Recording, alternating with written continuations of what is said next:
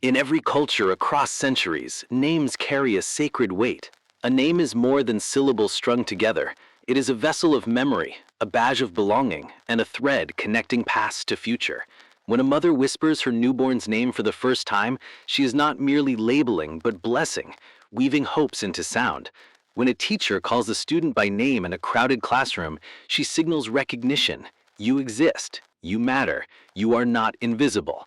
Dale Carnegie's insight that a person's name is the sweetest and most important sound in any language is not sentimentality but psychological truth.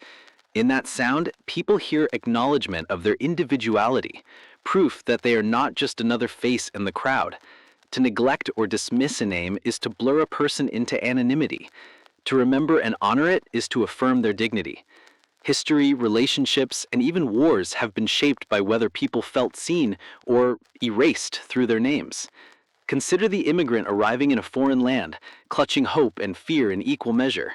He speaks halting words, his accent thick, his papers thin. When officials stumble over his name or shorten it for convenience, something subtle breaks within him, a thread of identity frays.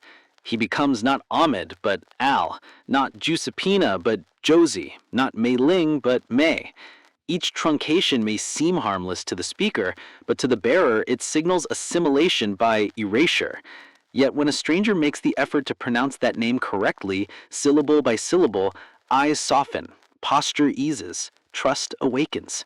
That one act whispers, "I respect where you come from. I see you fully." Empires and systems may strip identity into numbers, but human connection restores it with a simple sound. Thus, to wield names with reverence is to resist indifference itself. In the business world, this principle translates into extraordinary influence. A customer entering a store often expects to be treated as transaction, not as person. Yet the shopkeeper who greets him, "Good morning, Mr. Patel," shifts the entire dynamic. The name dissolves suspicion, kindles warmth, and makes the buyer feel less like a wallet and more like a guest. Airlines train attendants to glance discreetly at tickets, then say, "Welcome aboard, Miss Ramirez." Restaurants instruct servers to remember repeat customers' names, knowing loyalty is built not through discounts, but through dignity. Even in towering corporate negotiations, seasoned dealmakers sprinkle conversations with names deliberately, not to flatter artificially, but to anchor persuasion in personal recognition. For while arguments may sway logic, hearing one's name stirs the heart. It roots interaction in identity rather than abstraction, transforming routine exchanges into human encounters. Psychologically, the sweetness of hearing one's name is deeply embedded in neurology. Functional MRI scans revealed that the sound of one's own name activates unique brain regions associated with self-representation, emotion, and attention. Even amidst noise, our ears swivel when our name is spoken, a phenomenon scientists call the cocktail party effect. Imagine standing in a crowded ballroom where dozens of conversations roar like rivers, yet when someone across the hall utters your name, you hear it instantly. Why? Because your name is not just sound, it is the password to your consciousness, the shorthand for your identity. Carnegie intuited this truth long before neuroscience proved it. People crave recognition not because they are vain, but because their name is the purest symbol of their being. Using it thoughtfully is not manipulation, it is honoring humanity at its most elemental. But there is a darker side to names too, the pain of neglect, distortion, or mockery. School children teased for unusual names carry scars into adulthood, sometimes choosing to rename themselves in order to escape ridicule. Soldiers who fought under numbers rather than names became faceless cogs in wars that consumed individuality. Entire people stripped of their names through slavery or colonization, rebranded with alien sounds, suffered wounds that echo through generations. To restore a name is to restore a history, to return a person to themselves. Nelson Mandela spoke often about how prison guards tried to strip him of dignity by calling him boy, never Mandela, as if the syllables of his name carried too much respect. Yet he clung to it, knowing that in those syllables lived his lineage, his cause, his people. That resilience reveals the immense power names hold, not only to connect, but to wound or to heal. In friendships, remembering and cherishing a name deepens bonds with invisible glue. Imagine walking into a cafe after months away, uncertain if anyone remembers you.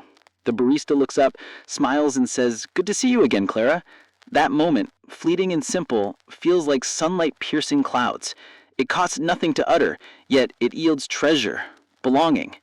Similarly, in classrooms, teachers who learn names quickly often find discipline issues diminish, participation increases, and trust blossoms. To a young student who fears invisibility, hearing her name and encouragement, "Well done, Amira," plants confidence sturdier than lectures. Friendships are not built on grand gestures alone, but on small recognitions repeated, and names are the most potent of those recognitions. Consider also the realm of romance, where names acquire intimacy's music. Lovers often whisper each other's names in tones softer than the world allows, as if those syllables unlock private universes. A name spoken gently can soothe anger, dissolve distance, and reweave trust. Couples drifting apart sometimes rediscover closeness simply by addressing each other by name more tenderly, replacing sterile pronouns with personal identity. In contrast, arguments escalate when names are barked harshly, their sacred syllables twisted into weapons. Thus, the same sound that heals can also harm, depending on intention. To master the art of names is to master the art of connection itself, knowing when to speak, how to speak, and why it matters. Politicians and leaders instinctively leverage this principle.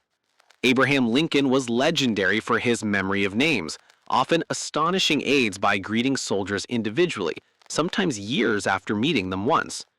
That recall signaled not mere intelligence, but genuine respect. Bill Clinton likewise was famous for shaking thousands of hands, yet recalling faces and names in uncanny detail, leaving people convinced they mattered uniquely. Critics called it charisma, but at its core it was Carnegie's principle. Treat each person as though their name is worth remembering, and you will never lack influence. Contrast that with aloof leaders who dismiss subordinates as "you there" or "what's his name." Their authority may command obedience, but never loyalty. Loyalty is born when names are cherished. The spiritual dimension of names cannot be overlooked. Sacred texts are filled with naming rituals where receiving a new name symbolizes transformation. In the Bible, Abram becomes Abraham. Simon becomes Peter. In monastic traditions, initiates shed birth names for chosen ones, marking spiritual rebirth. To be named is to be claimed, to be seen by God or community. In Eastern traditions, mantras often incorporate personal names, fusing identity with prayer. Thus, to honor a name is to honor the divine spark believed to dwell within each human. Forgetting a name is forgivable. Dismissing it is sacrilege. The ancients knew what Carnegie rephrased for modern ears, and every syllable of a name echoes eternity. In diplomacy, the stakes of names escalate further. Countries fight over the right to be addressed correctly. Macedonia becomes North Macedonia after decades of dispute. Burma insists on Myanmar. Czechoslovakia splits into Czech Republic and Slovakia. To misname is to disrespect sovereignty, to dismiss identity. At the personal level, mispronouncing a delegate's name in international negotiations can derail trust before talks even begin. Astute diplomats therefore practice names rigorously, rehearsing intonations until they roll with accuracy. That effort signals seriousness, reverence, and alliance. In contrast, arrogance toward names fuels resentment. Wars may be fought over land, but peace often begins with a name spoken correctly across the table. Technology today both threatens and enhances this principle. Algorithms reduce us to usernames, IDs, and handles, numbers in endless databases. Yet personalization software that inserts our names into emails, texts, and recommendations demonstrates how powerfully names still pull us in. The irony is that when automation misuses this, "dear blank," we feel alienated instantly, proving that names must be genuine, not mechanical. Social media magnifies this truth. In oceans of anonymity, being tagged by name feels like being plucked from the crowd and affirmed. But the true masters of digital influence will be those who can wield names not as data points, but as bridges to authentic recognition. How then does one cultivate mastery of this principle? It begins with intent. Decide that names matter. Carry a notebook, jot them down, repeat them silently in conversation, attach them to mental images. Ask politely for repetition until you pronounce them correctly, even if it takes effort. That effort is remembered far longer than the stumble. Use names not as tricks of flattery, but as sincere markers of respect. Too much usage feels manipulative. Too little feels cold. The art lies in balance. Call people by name at beginnings and endings of interactions, bookending conversations with recognition.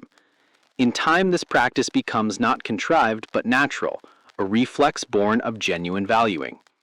There will be challenges. Memory falters, tongues trip, accents clash. Some will mock you for trying too hard, suggesting names are trivial compared to ideas. But observe the effect. The shy intern who beams when her name is remembered at a meeting. The elderly neighbor whose eyes glisten when you call him Mr. Alvarez instead of old man. Those ripples are not trivial, they are tides of belonging. If the measure of civilization is how we treat individuals, then honoring names is civilization in practice. To relinquish this discipline is to contribute to the erosion of community into facelessness. Ultimately, names are the shortest poems we ever carry. They hold ancestors, aspirations, mistakes, and triumphs condensed into syllables. To speak them is to strike a chord in the harp of identity. Carnegie knew that influence begins not in grand strategies, but in these intimate gestures. He urged us to wield names not as tools of manipulation, but as keys unlocking goodwill. For when you honor a name, you honor a story, a lineage, a soul. Influence is not achieved by making others small, but by making them seen. And nothing makes a person seen more swiftly than hearing their own name fall with warmth from another's lips. So the principle resounds across time. Names are the music of identity. Use them with respect. Let each conversation become a symphony where you play this music carefully, sincerely, and with reverence. In crowded cities, in hurried workplaces, intense negotiations, resist the slide into facelessness by anchoring people with their names. For in the end, all of us hunger less for applause than for acknowledgement. We may forget statistics, speeches, even gifts, but we never forget the sound of our names spoken with kindness. Master this and doors open not because you force them, but because hearts willingly unlocked themselves. The sweetest sound is not victory, but identity cherished, and that begins with a name.